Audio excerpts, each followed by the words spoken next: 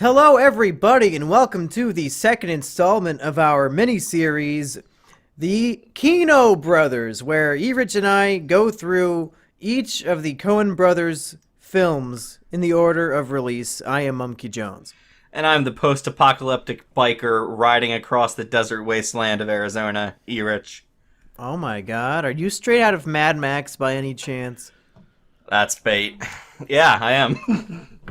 So, we watched the second film from the Coen Brothers, a little movie I like to call Raising Arizona, starring one Mr. Nicolas Cage.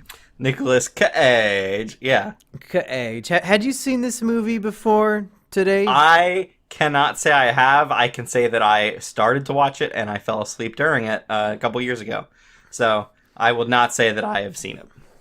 I haven't seen it either, but I think Fox made a TV series adaptation maybe 5 years ago that I saw previews for, unless it was just some sort of carbon copy ripoff. But I think it was supposed to be its own series, but I think it was very quickly canceled. Have Good you heard lord. of that before? I feel like now that you mention it, I remember it, but god damn. Who's coming up with this shit? Well, I mean, it worked for Fargo, but I guess Raising Arizona wasn't as good of an idea.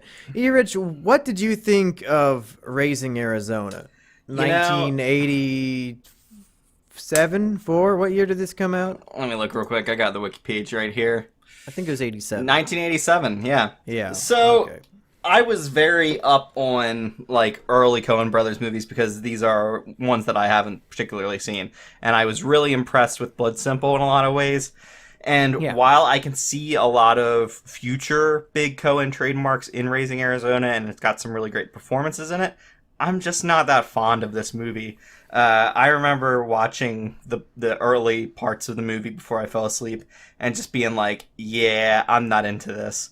It is better than I gave it credit for when I stopped paying attention to it and fell asleep, but it's just not my cup of tea.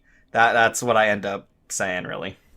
Yeah, I found it to be, after watching Blood Simple, I think it was a strange direction for them to take. I read that they wanted to do another crime movie, but they wanted to do a very different style from their first film to sort of show the different things they can do. Yeah. But I think they went a little too far into the screwball comedy genre because there's a lot in this movie, a lot of comedy in the movie that isn't really to my taste. It's a little too, and I don't mean to be condescending to the Coen brothers, but this is the best way I can put it, a little too lay epic random XD for my taste. Yeah.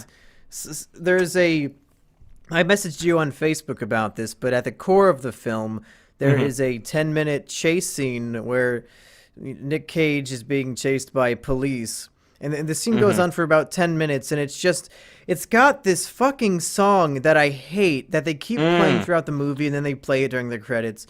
It's when you imagine like a movie that's trying to be whimsical and lay epic random, this is the song that you would hear in that generic version of that idea, and it's just infuriating to me. And it just keeps playing for 10 minutes. So, and then there's like, lay epic random, a dog escapes, and then it gets a whole pack of dogs, and now these dogs are also chasing after Nick Cage. So just dissecting that one scene at the core of the movie really encapsulates the whole film for me, where it's just a little too wacky and zany and cartoonish, and not really. Yeah. I don't need a movie to be based in reality, but this was a little too far out there in trying to be funny in a style of comedy that I don't really get a kick out of. Yeah. I mean, I'll also point out that chase scene where I think it's a well-constructed chase scene. It's just that I don't care about any of the chasing that's going on, and the movie is just so not taking itself seriously. And so it can be a well put together sequence, but if I don't give a shit about anything going on, and since it's like a heavily more comedic movie, I mean, like, and it's so weird because this is Nicolas Cage in that crazy kind of Nicolas Cage role. His hair is ridiculous all throughout this movie, and it's kind of the perfect image of what you think of as screwball Nicolas Cage. It just doesn't connect with me, and he's got the two the two escapees. One's John Goodman and one's some other fat dude, William Forsythe.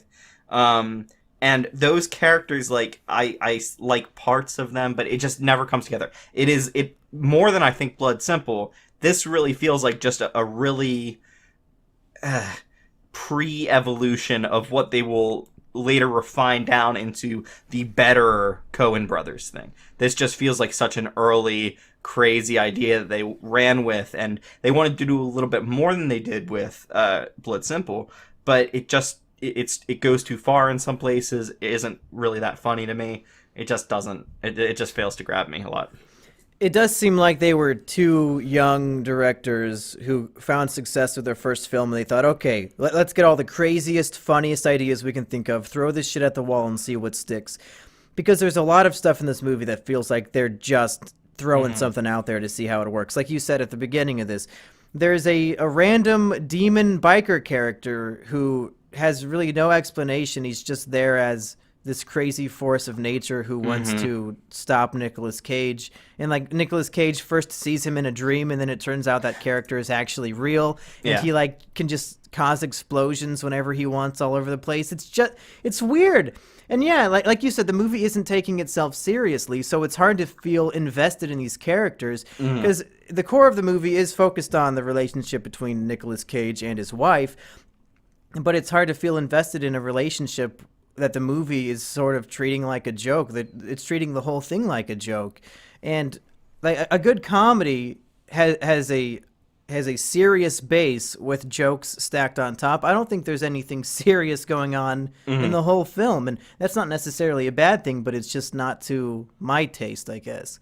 Yeah, yeah, and I mean, I think you could talk about some thematic kind of relevance with this movie, where you've got Nicolas Cage kind of he goes on these long monologues where he talks about, like, he has some very lofty ideals about how his life is lived and the actions he takes, and then he's just a fucking convenience store robber, basically. And then you can kind of he thinks about crime in a more glorious fashion, and they cut that around. The Smalls character, this like post-apocalyptic biker dude who's this big badass, you contrast that with Nicolas Cage's more small time kind of crime. It just doesn't work for me. I like the idea of this post-apocalyptic biker going along during this like really different story going on, but then when the two kind of stories meet up, like they just feel like they're from two completely separate stories, and I just don't care. Like, it feels like a Bugs Bunny cartoon with Nick Cage being Bugs Bunny, and like that's like the big bad guy. But no matter how big and tough he is, you can't hurt Bugs Bunny, and he's gonna end up blowing you up with your own grenades. And I think in future Coen Brothers movies, we'll see different thematic kind of characters weave their way into different stories that they write. I know that certainly in Fargo season 3, I bet the Ray Wise character, who's this like Jewish angel death or something, comes into the story at some point, and like that's just this crazy character all of a sudden coming into the story. But I think they've done a much better job with something like that, and it's not exactly the Coen brothers there. It's no Hawley, but I liked that as a crazy weird thing just happening rather than this Smalls character. And I think a lot of people really love Raising Arizona, so we might be pissing people off. Oh, but I don't care.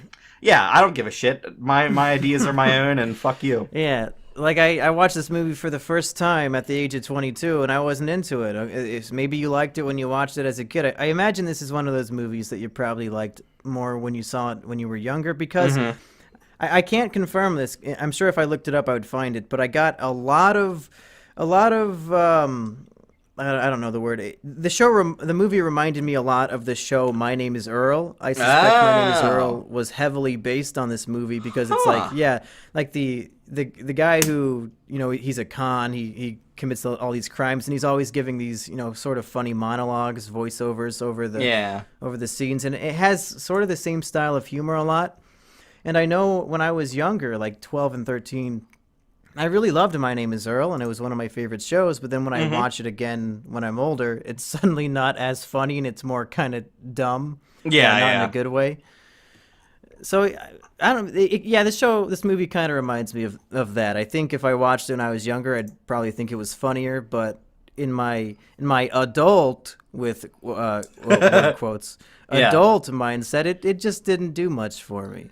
Well, and here's another thing: is this movie came out in 1987 and was probably very different, and the Coen brothers were these up and coming directors who hadn't really done much. So this kind of very confident, more assured, with a bigger budget style movie was probably like music to everybody's ears.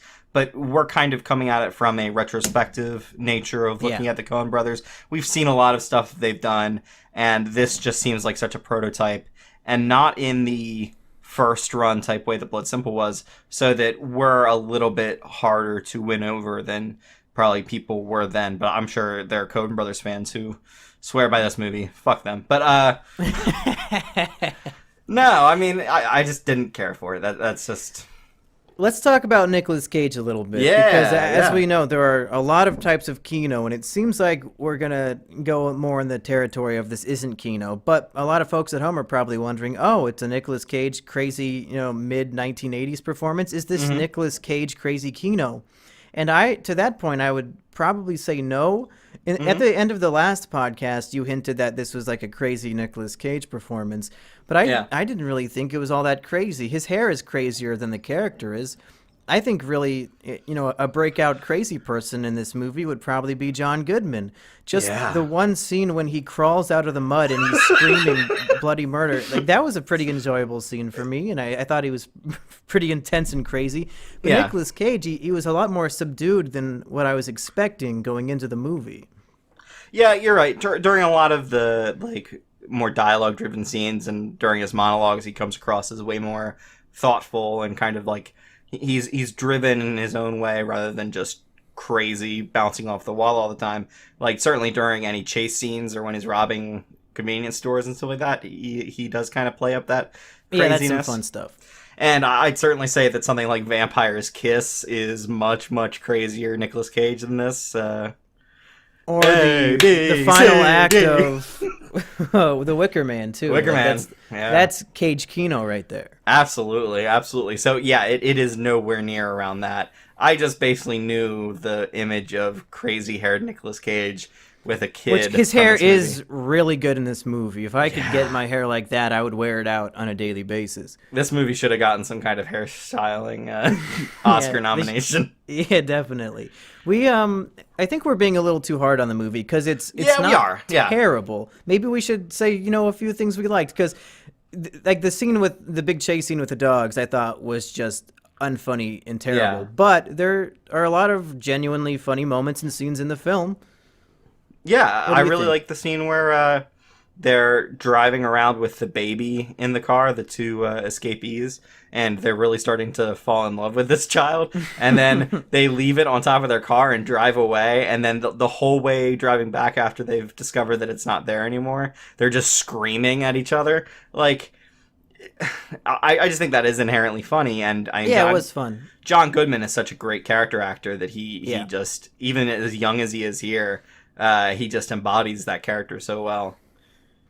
I would say that the elevator pitch for this movie was probably something like a baby is so cute that it drives 6 people to absolute insanity. Because that's No. pretty much what the movie is. There is a lot of scenes in this movie where it's just a baby looking cute, walking around, crawling around, that kind of thing.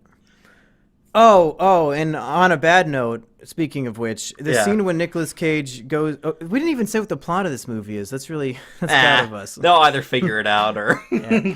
So pretty much Nicolas Cage and his wife can't have kids. So Yeah. he decides he's going to go kidnap a baby from a rich couple who just had quintuplets. But the scene when Nicolas Cage is kidnapping the baby and like all the babies get out of the crib and are crawling Yeah. around, it gave me Baby's Day Out vibes in a very bad way. And that's another scene that is just like, okay, you're getting a little too screwball-y here. Let's stop trying to be so cute, maybe.